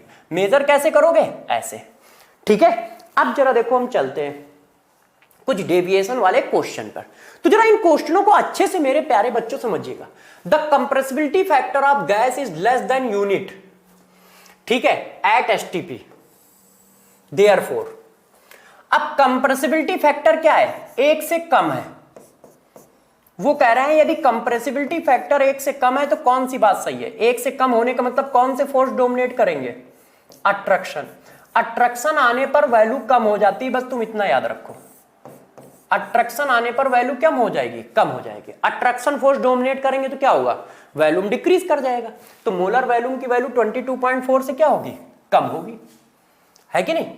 क्वेश्चन हो गया कि जब भी कहीं पर अट्रैक्शन फोर्स का डोमिनेशन है तो वो कह रहा है कि जेड की वैल्यू यदि लेस देन 1 है तो बताओ वैल्यूम कितना होगा। तो सिंपल सी बात है, जेड की वैल्यू लेस देन 1 है तो मोलर वैल्यूम क्या होगा, 22.4 से कम होगा। अगले पे आ जाओ, maximum deviation of ideal gas is expected to. देखो ये देखो यही बात आ गई है, अभी बताया था। तो मैक्सिमम डेविएशन कैसे पता चलेगा, मैंने आपको बताया है अभी कि डेविएशन जो होता है मेरे प्यारे बच्चों क्या होता है, डायरेक्टली प्रोपोर्शनल होता है अट्रैक्शन फोर्स के। किसी ने कहा सर हम अट्रैक्शन फोर्स नहीं काउंट कर पाएंगे, तो मैंने आपको एक और बात बताई थी, क्या, पोलर और नॉन पोलर। तो जरा देखो, ये सेम मॉलिक्यूल से, सेम एटम से बना हुआ मॉलिक्यूल है, पोलर हो ही नहीं सकता। सेम एटम से बना हुआ मॉलिक्यूल है, पोलर हो ही नहीं सकता, ये तो इनका कम हो गया। ये डिफरेंट एटम से बना हुआ मॉलिक्यूल है, ये भी डिफरेंट एटम से बना हुआ मॉलिक्यूल है। मगर मेथेन कैसा होता है, अब थोड़ी सी केमिकल बॉन्डिंग लग रही है, ये देखो ऐसा है, तो ये पोलर होता ही नहीं क्योंकि इसका डाइपोल मोमेंट कितना होता है, 0। और अमोनिया पोलर होता है क्योंकि अमोनिया के पास डाइपोल मोमेंट होता है, ये देखो, जिसके पास डाइपोल है वो मॉलिक्यूल पोलर होगा, और जिसका डाइपोल 0 है वो मॉलिक्यूल हमारा नॉन पोलर होता है। किसी ने कहा सर हम डाइपोल नहीं निकाल पाते हैं, तो केमिकल बॉन्डिंग में निकालना सिखाया जाएगा, ठीक है, केमिकल बॉन्डिंग में निकालना सिखाया जाएगा, आप टेंशन ना लो।